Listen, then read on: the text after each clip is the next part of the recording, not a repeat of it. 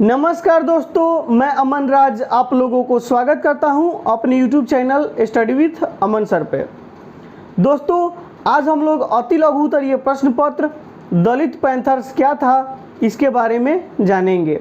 लेकिन दोस्तों, उससे पहले मैं आपसे आग्रह करना चाहता हूं कि यदि अभी तक आपने इस चैनल को सब्सक्राइब नहीं किया है तो इस चैनल को सब्सक्राइब जरूर करें ताकि आने वाली वीडियो की जानकारी आपको मिलती रहे।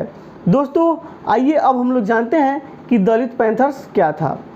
दोस्तों, दलित पैंथर्स नवयुवकों का एक संघर्षशील संगठन था जो अपने अधिकारों के लिए लड़ रहा था। इस संगठन का स्थापना 1972 में हुआ। दोस्तों, इस वीडियो के अंत तक बने रहने के लिए धन्यवाद।